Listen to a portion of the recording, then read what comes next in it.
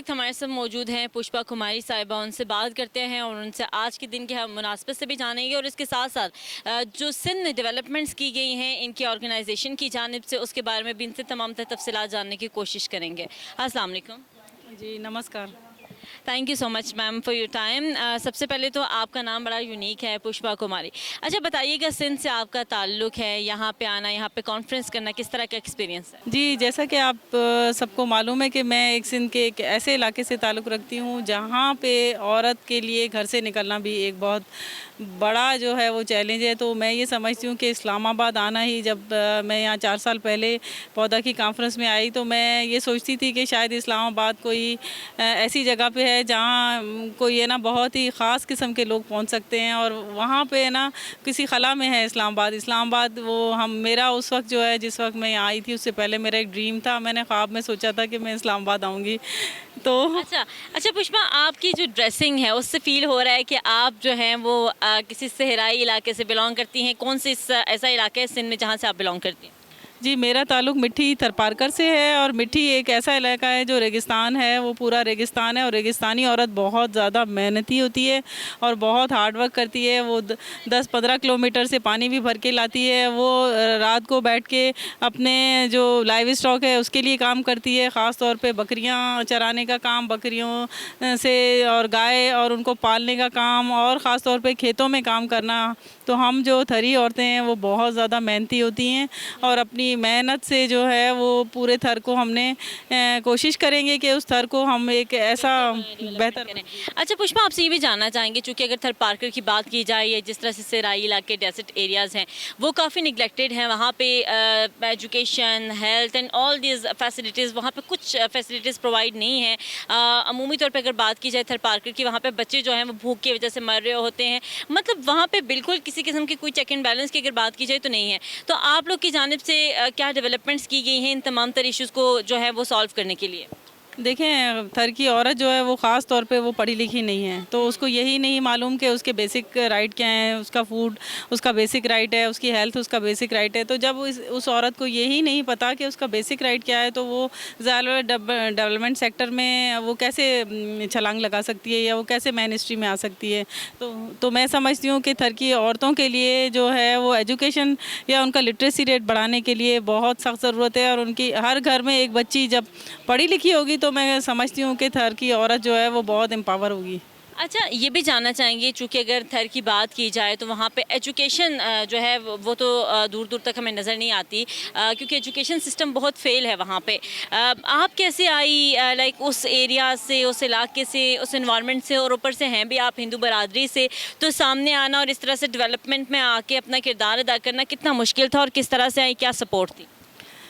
सबसे पहले तो मैं ये कहूँगी कि मैं थर के उस एरिया से ताल्लुक़ रखती हूँ, तो वहाँ तो स्कूल जाना ही एक बहुत बड़ी बात है। उसके बाद जब मैं कॉलेज में आई तो मेरे फादर ने मेरी इंटर में शादी कर दी, और मेरी 16 साल की उम्र में शादी हो गई। लेकिन शादी के बाद जो है मैंने अपना ग्रेजुएशन और मास्टर्स किया है, क्योंकि मेरे घर वाले जो है वो मेरे इन-लॉज़ हैं, वो उन्होंने मुझे सपोर्ट किया। उन्होंने देखा कि इसमें कुछ गट्स हैं, तो उन्होंने कहा कि आप पढ़ें। तो जैसे ही मैंने यूनिवर्सिटी ज्वाइन की तो उसके बाद मैं उसमें बहुत ज़्यादा डिस्टिंक्शन भी ली। तो यूनिवर्सिटी जो है, आपने यूनिवर्सिटी तक एजुकेशन हासिल की, आपकी एजुकेशन सबसे पहले जानना चाहूँगी, और ये भी बताइए कि यूनिवर्सिटी आपने कहाँ से पढ़ी? जी मैंने सिंध एग्रीकल्चर यूनिवर्सिटी टंडोयाम से तालीम मास्टर्स किया है, और मैं उस यूनिवर्सिटी की एक ब्रिलियंट स्टूडेंट रही हूँ। और आज उस वक्त जब मैंने यूनिवर्सिटी में मैंने शादी के बाद आपने एजुकेशन को कंटिन्यू रखा? जी बिल्कुल, शादी के फ़ौरन विंटर में शादी हो गई थी, तो मैंने फ़ौरन ही शादी के बाद कंटिन्यू रखा। लेकिन ये कि उसमें भी बहुत सारे चैलेंजेस ये आए कि उसमें जो हमारी कम्युनिटी है उसने बड़े हर्डल पैदा किए। उन्होंने कहा कि आप एक लड़की को पढ़ा रहे हो, तो ये तो लड़की बाहर निकलेगी तो ये तो हमारा माहौल ख़राब हो जाएगा।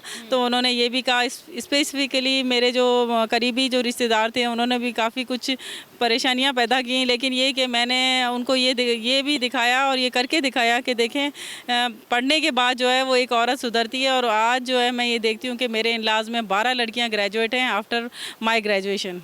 सही।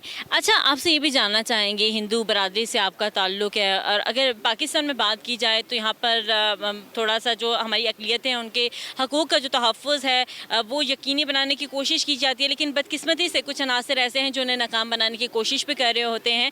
तो इस तमाम तर सिनेरियो को देखते हुए, इन तमाम तर चीज़ों को देखते हुए आपने कितना किरदार अदा किया और आप क्या समझते हैं कि थर जैसे इलाके में जो अक़लियतें हैं उनको किन-किन मसाइल का सामना है?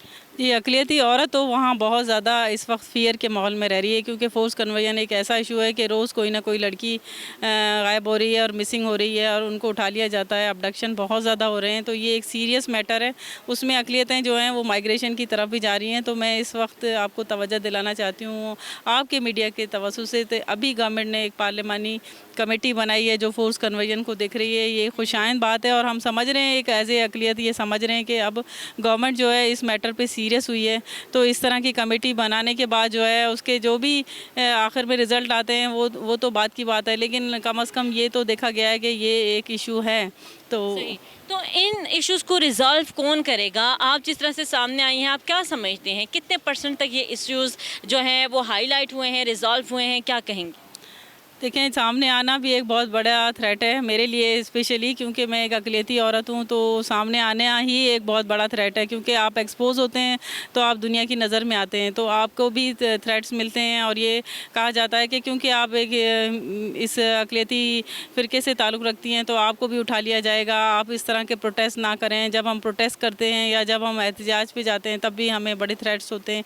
तो मैं समझती हूँ कि इस तरह के, क्योंकि we are the citizen of Pakistan, we are belong to this country. आपके झंडे में भी एक वाइट कलर का एक हिस्सा है और उस झंडे का जो वाइट कलर का हिस्सा है, मैं समझती हूँ कि उसको भी प्रोटेक्शन हासिल होना चाहिए। और कॉन्स्टिट्यूशन ऑफ पाकिस्तान भी हमें कहता है यू आर एक आज़ाद शहरी हैं। तो अगर आज़ाद शहरी हैं तो हमें भी आज़ादी से रहने का हक़ होना चाहिए, फ्रीडम ऑफ स्पीच होना चाहिए, फ्रीडम ऑफ रिलीजन भी होना चाहिए। तो हमारे मंदिरों और टेंपल उनकी भी हिफाजत की जाए।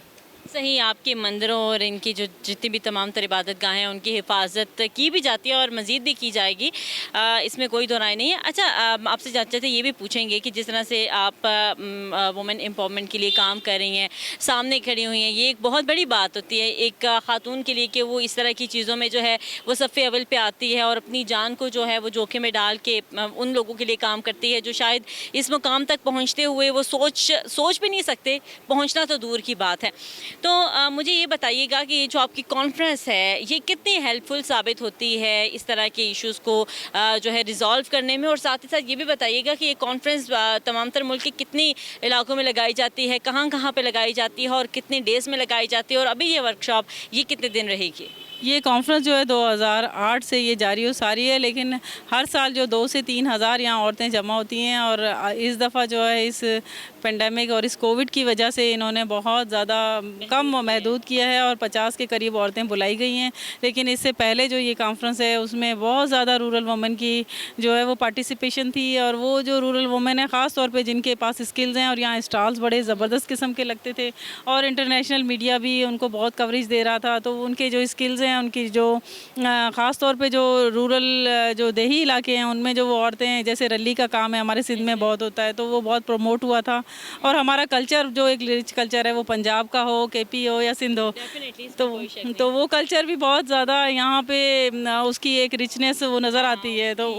तो ये हमारे मुल्क के जो 4 सूबे हैं उनका अगर यहाँ पे गुलदस्ता बनता है तो मैं समझती हूँ कि वो गुलदस्ता अब जारी और जारी रहेगा। अच्छा, ये बताइए कि कितने शहरों में ये जो आपके इस तरह के सेमिनार्स हैं इनको मुनक्किद किया जाता है? देखें, रूरल या देही इलाकों में तो बहुत कम है, लेकिन मेट्रोपॉलिटन सिटीज़ में ये लगाए जाते हैं स्टॉल्स वगैरह, ताकि उनकी जो है ना सोर्स ऑफ इनकम थोड़ी एम्पावर हो या उनको फाइनेंशियली सपोर्ट मिले। तो ये मेट्रोपॉलिटन सिटी में इनके स्टॉल्स लगने चाहिए। और ये औरतें जो हैं गाँव गोठों से आती हैं तो ये बहुत खुश होती हैं, ख़ास तौर पर इनमें शेयरिंग एक दूसरे की बड़ी ज़बरदस्त होती है। सिंध से गिलगित बल्तिस्तान की औरत मिल रही है, तो ये आप देखेंगे कितने मज़े की बात है। बिल्कुल। अच्छा, ये भी बताइएगा कि जिस तरह से आप यहाँ पे आते हैं, इतने दूर दराज के इलाकों से आते हैं, आपकी रेजिडेंस, आपके तमाम तर एक्सपेंस वो कौन बर्दाश्त करता है, और यहाँ पे आके ये जो तमाम तर चीज़ें इसकी ऑर्गेनाइजेशन कौन है, कौन ऑर्गेनाइज़ कर रहे हैं इन तमाम तर कॉन्फ्रेंसेस को? इसमें जो है पौधा ऑर्गेनाइजेशन हमें सपोर्ट करता है और तमाम तर जो भी हमारे ट्रैवलिंग के एक्सपेंसेस हैं वही बर्दाश्त कर रहे हैं। और जितनी भी ख़वातीन आती हैं, ख़ास तौर पे कभी कभी तो ऐसा भी होता है कि उनके साथ बच्चे भी आ रहे होते हैं छोटे छोटे, लेकिन इस बार कोविड की वजह से इन्होंने वो ख़वातीन नहीं बुलाई हैं जिनके साथ बच्चे थे। तो उसकी वजूहात आपको पता है कि अभी बहुत ख़तरनाक, हाँ, कोविड की वजह से। तो लेकिन वो जब एक्सपेंसेस हैं वो सारे पौधा ऑर्गेनाइजेशन है और इनके साथ जो है वो इनको सपोर्ट कर रहे हैं। डिफरेंट जो डोनर्स हैं वो इनको सपोर्ट भी कर रहे हैं। सही। अच्छा चाचा जी, ये बताइएगा कि गवर्नमेंट ऑफ पाकिस्तान की जानिब से आपको ये जो कॉन्फ्रेंस आप मुनक्किद करते हैं इसमें कैसा रिस्पांस मिलता है? गवर्नमेंट की तरफ से तो मैं ऐसा नहीं समझती कि बहुत ज़्यादा अच्छा रिस्पांस मिलता है, लेकिन ये जब यहाँ पे हम पिछले साल और उससे पहले जब आए थे तो गवर्नमेंट के कुछ ऑफिशियल्स यहाँ आए थे और उन ऑफिशियल्स ने हमारे जो रेजोल्यूशन हमने पास किए थे तमाम तर देही ख़वातीन के, वो उन्होंने सुने भी थे, लेकिन उस पर अमल दरामद जो है मुझे नहीं लगता कि अभी तक हुआ है। Thank you so much Pushma and keep it up and thank you. और हम दुआ करते हैं कि आपका ये जो इवेंट है, ये जो आपकी सेमिनार है, ये कामयाबी से ख़त्म हो जाए। Thank you. Thank you.